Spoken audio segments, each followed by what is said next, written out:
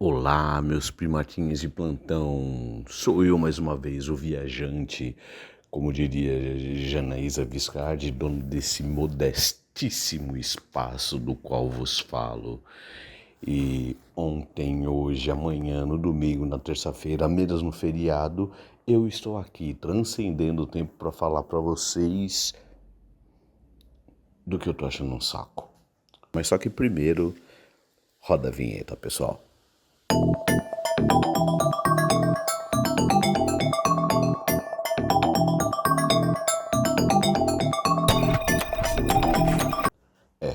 Algumas pessoas chamam isso de polarização. Mas não, eu não vou falar para vocês de direita e esquerda e de visão política, muito menos sobre a diferença do capitalismo e o comunismo. A gente vai dar um belo. Não vou falar a palavra alta, porque é uma palavra feia, mas você já sabe o que eu quis dizer, né? Mas existe um outro polo das coisas. Eu quero falar que a sociedade virou meio maniqueísta, sabe? Tipo, é uma palavra difícil, uma palavra chique pra falar que, tipo, a gente tá mais infantil. É simples assim. Tipo, ou a sociedade ficou dividida nos bonzinhos e nos mauzinhos. Eu tava vendo um vídeo na internet agora e a mulher tava reclamando da moral cristã. E ela estava super certa, né? Falando que a moral cristã, ela prende a gente e fica inventando que todos os nossos desejos, que a nossa libido, que as nossas vontades são erradas, que o sexo é sujo, é pecaminoso e de que a gente fica fechado dentro de uma ideia de que está sendo julgado, que até um pensamento que vem na nossa cabeça a gente é culpado por ele e eu acho que ela está super certa. Só que ela está errada. Não porque o que ela está falando está errada, é porque ela está partindo de uma premissa que Jesus disse isso. Não. Cara, o primeiro evangelho foi escrito, eu acho que me corrijam aí os historiadores, pelo menos uns 60 anos depois que Jesus morreu.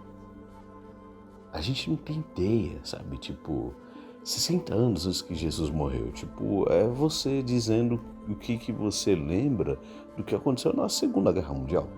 Tipo, você não tava lá. Você não tem ideia. E detalhe, né?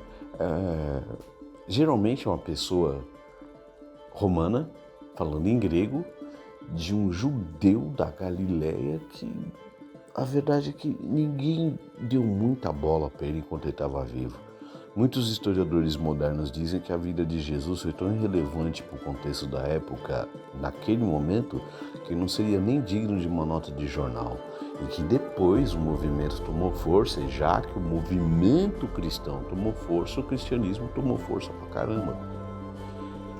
Então, sabe, o que sobrou da história de Jesus, eu acho engraçado porque ninguém vê, porque todo mundo fica pensando na política das coisas. O cara só pediu pra gente ser mais legal, sabe? Aí eu tô falando, por exemplo, sobre dar a outra face.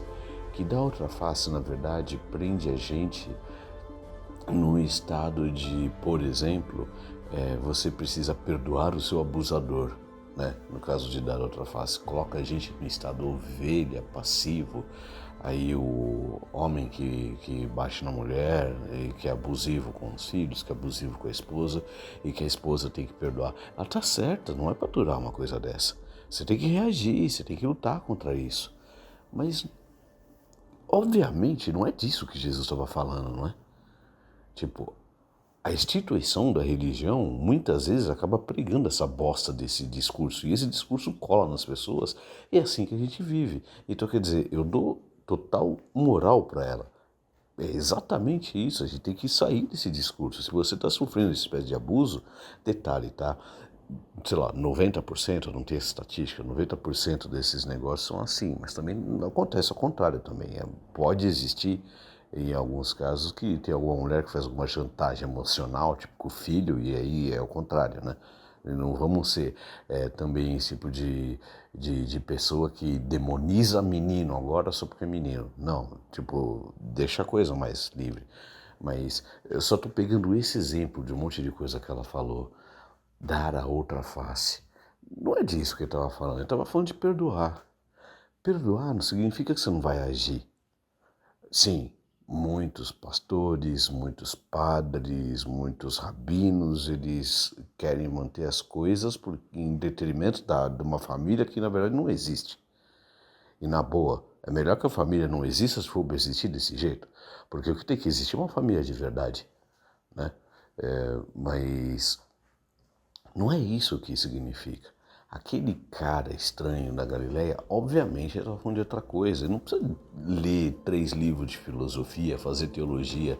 É tão simples que a instituição da religião tirou para a gente, muitas vezes, o sentido de que dar outra face significa fica legal. Perdoa no seu coração, quer dizer, não seja rancoroso. É só isso. Não significa que você não vai se defender. Não significa que você não vai lutar pelos seus direitos, mas só que, tipo, é diferente você querer justiça e você querer vingança. E sim, aquela coisa pecar em pensamento, tem que ver o contexto do pecado.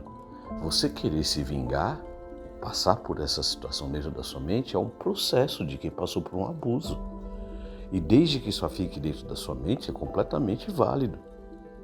Mas isso também, a própria lei fala isso, né? Tipo, poxa, o cara me abusou, eu vou lá e mato ela. Eu vou fazer o quê? Eu vou sofrer um inquérito, vou ser preso.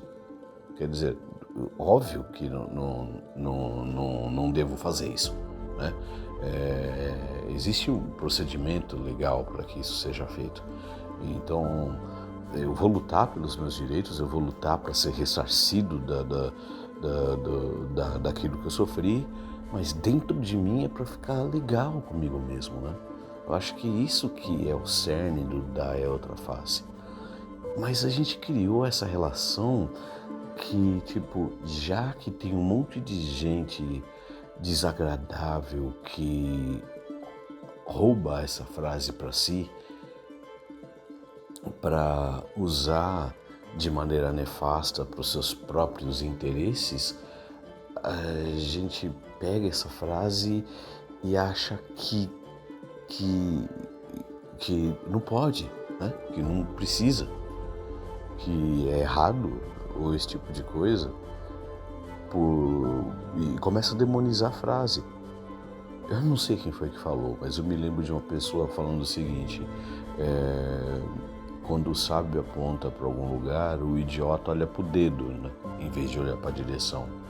Tipo, eu acho muito ridículo você falar que a frase está errada. E não é porque foi Jesus que falou, não é argumento de autoridade. O Buda disse alguma coisa muito parecida, o Gandhi, o Malcolm X, porque é uma verdade universal. Fica legal com você mesmo. Abandona a ideia de querer se vingar de violência a seu tempo. Você precisa passar pelas fases porque você sofreu uma coisa. E depois lute, tenha voz, seja ressarcido, não permita. Não tem a ver com perdão. Instituições fazem isso? Fazem. Instituições têm que morrer? Não. Eu duvido que, por exemplo, dentro de determinados lugares, como um presídio, alguma outra coisa vai fazer sentido para aquela pessoa que está num degrau de humanidade tão ruim.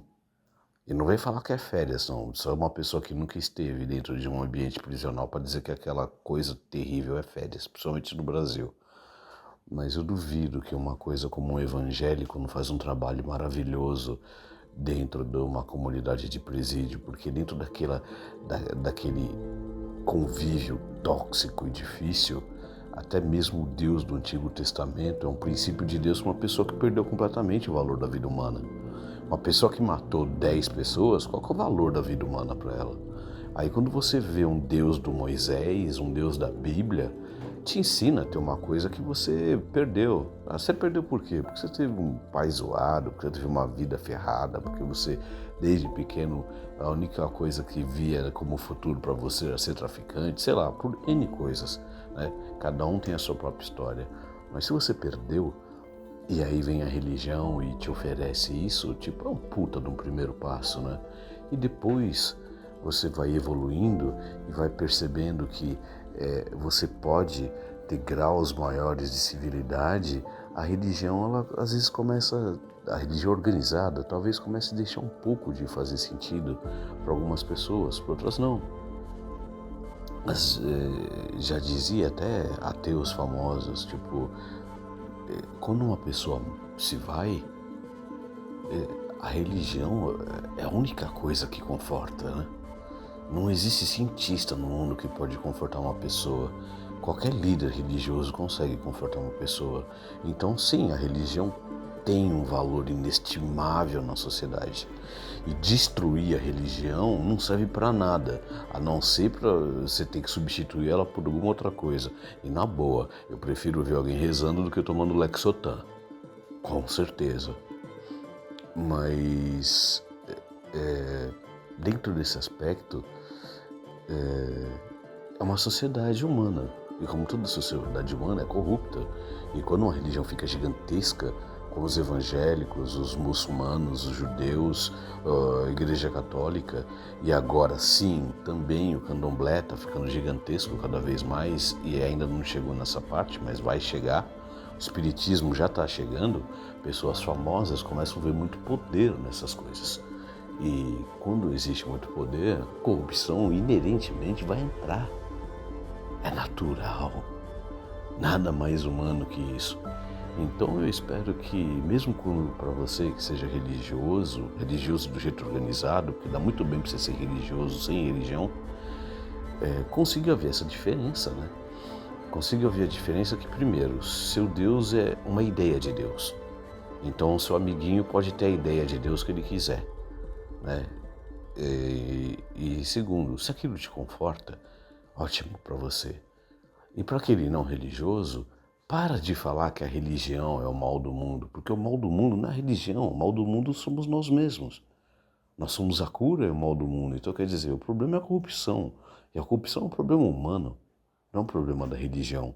Do mesmo jeito que a ideia dos princípios cristãos, né, do que o Jesus falou, são ideias maravilhosas, que ajudam a sociedade e foram sequestradas por pessoas terríveis. Ninguém vai falar que a ideia do Nietzsche é zoado só porque teve um supremacista de bigodinho em algum lugar na Alemanha que sequestrou o Nietzsche para suas próprias intenções. Cara, suástica era um símbolo budista maravilhoso. E agora, infelizmente, ninguém mais pode usar esse símbolo porque foi sequestrado por um genocida que fez algo monstruoso. E sim, ele é responsabilidade de todos nós, porque dói dizer, mas ele era humano como nós. E então ele era a nossa responsabilidade enquanto humano, de todo mundo. Cada ser humano da face da Terra tem uma gota da responsabilidade por aquilo que todos os humanos fazem. Então, quer dizer, em algum momento nós permitimos que ele chegasse a ter poder para fazer tudo aquilo. É fácil só taxar ele como psicopata e não perceber isso. Ah, mas ele já foi há muito tempo. Mas ainda existe o potencial de pessoas que nem ele existir. E as pessoas que nem ele só vão existir se a gente, cada um individualmente, não lutar para ficar de boa. Então, ficar de boa significa justamente isso. Então, não tente criar inimigos. Não tente ver a vida como se alguém estivesse querendo te matar ali na esquina. Fica de boa, porque já tem problema suficiente para você lidar com as corrupções alheias. Então tente não odiar, mesmo seus inimigos. Tente superá-los e arrumar um jeito de viver bem, arrumar um jeito deles não te maltratarem e anular os efeitos negativos que eles possam ter sobre você. E aí, quando você perceber, eles podem ter inimigos, mas você na verdade não tem. Porque mesmo aqueles que se dizem seus inimigos, eles são inimigos de uma pessoa que não tem inimigos, porque ela só quer viver de boa. E quando ela tem alguma atitude enérgica, ela só está se protegendo. Proteja-se, óbvio. Lute pela justiça quando te injustiçam. Não permita nenhuma conexão tóxica chegar perto de você. Mas não odeie essas pessoas. simplesmente se afaste dela, simplesmente se proteja. Mas pare pra pensar que, tipo, não é nada pessoal, nunca é pessoal, porque cada pessoa zoada que nasceu é fruto de algum meio zoado que ela teve antes. Você não vai ser tonto de virar uma ovelha de presépio, mas também acho que você é forte o suficiente para simplesmente procurar seus direitos e ir além, sem precisar odiar, só vivendo feliz. Uma boa semana para todos vocês.